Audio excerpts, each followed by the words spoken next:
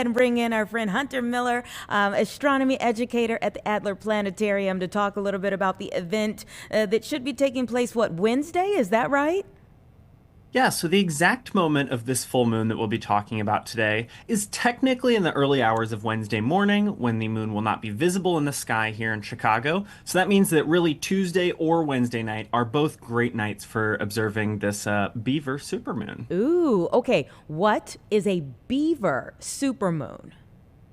Yeah, so let's break down both of those different names here. So we'll start with the Beaver Moon. So this is a name that has been used. We have different sort of names that refer to all of the different full moons throughout the year based on the month that they occur in.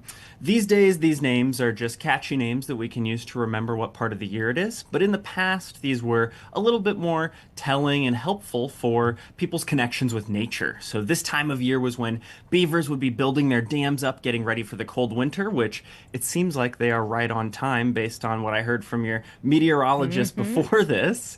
The supermoon part of that name is because this full moon is happening close to our moon's perigee. Perigee is a term used for when the moon is closest in its orbit. Its orbit is not a perfect circle, it's a little bit of an oval, so sometimes it's closer, sometimes it's further away. When a full moon aligns with that closest distance, we call that a supermoon. Okay, at one, I want to tell you that I really appreciate how you are breaking this down. I feel like I'm in school, and I appreciate that. For those of us who have not studied what you study, what is different about this particular beaver moon? Yep, so when the moon is a little bit closer in its orbit, that means that it can appear bigger and brighter than a regular full moon. So you might see numbers up to 30% brighter and up to 14% larger than a full moon appears in the night sky. So that can make quite a big difference, especially when we have nice, clear, crisp fall nights like it looks like we're going to have the next couple of nights here. Okay, now. So, what do you encourage people to do, and what would you say for people not to do? Well, no worries about things not to do. This will be happening at night. We should have lots of fun, good opportunities to observe something as big and bright as the full moon. So this is something that you can really see from anywhere. You don't need any special tools.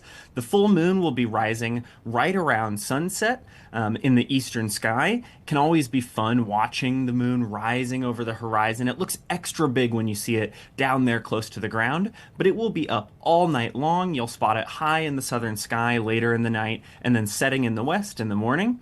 If you want to get the chance to observe it with a group of like-minded enthusiasts, come and visit us at the Adler Planetarium. We have our Illinois resident discount days on Wednesday nights, so you can get into the planetarium for free if you're an Illinois resident. And I'll be out back with our Doan Observatory. This is the largest publicly available telescope in Chicago, and that'll be open from 7 to 10 to do some observation. Oh man, I mean, you talk about perfect timing. That is perfect timing. I totally forgot about you all's Wednesday nights. I mean, this is the stars are aligning here. The stars are aligning, exactly. Yes. Good So chance to not miss. how long before we have another event like this? So it has been quite a long time since we've had a supermoon of this size. So depending on exactly how close it is to the moon's closest approach of the Earth, changes just how big it will appear in the sky. The last one we had like this was back in February of 2019, which was less than 100 miles closer to the Earth than this one. So this is a good one to go out and catch, but if you miss this one, don't worry. There will be another slightly smaller supermoon on December 4th of this year, and the full moon on Christmas Eve of 2026 will be even closer than this week's. So lots to look forward to if you're a little bit of a lunatic like myself. Oh my goodness. A Christmas Eve supermoon just sounds like very magical for sure.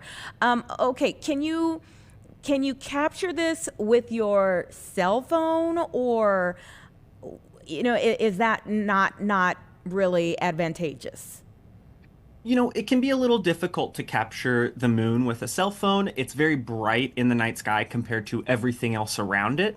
If folks would like to snap a picture of the full moon, I would recommend capturing it when it's a little lower to the horizon, just after rising. When it's down lower, you have those buildings, the rest of the landscape to compare it to, and that can really make it feel a lot bigger than a moon against a big empty sky in your image. So that's one thing I would try out.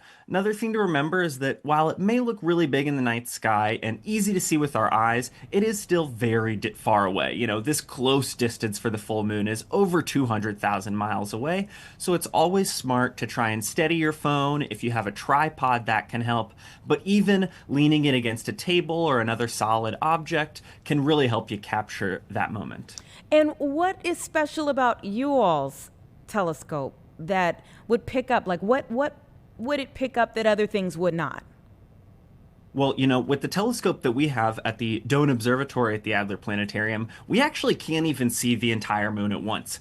It is a really big telescope. It magnifies your views many hundreds of times, and that means that when you look through our big telescope, we're really looking at small, minor details along the moon. These can be features as small as just a few miles across, so a very different experience than observing the full moon with your eyes. So we always try to have lots of ways to observe things out there, maybe some small scopes that'll show you the whole picture, as well as the big one that can really give you those zoomed in, detailed views of the lunar topography. Okay, is there anything else that's coming up that we should be aware of? Like if we miss the supermoon, what's the next big thing?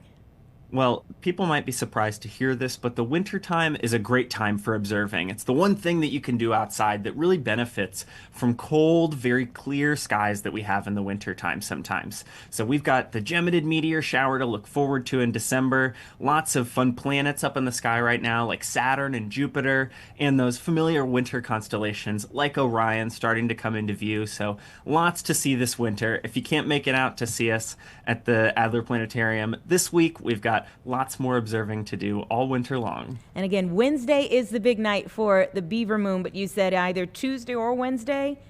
Tuesday or Wednesday nights, it should be very close to a full moon. Hard to distinguish with just your eyes. All right. And for those who haven't been over to the Adler, is there a price? Is there an additional price for this Wednesday night event? And to go into the Doan Observatory, that is always totally free. You don't even have to have a ticket to the Adler Planetarium. If you would like to get in to look at some of our exhibits, we're open from 4 to 10, and that is also free entry for Illinois residents. You can always add on an extra show ticket if you want to see something in one of our fabulous dome theaters, but lots of free opportunities to do on a Wednesday as well.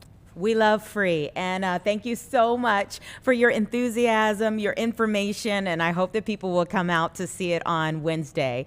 What a big event, a Beaver moon. Thank you.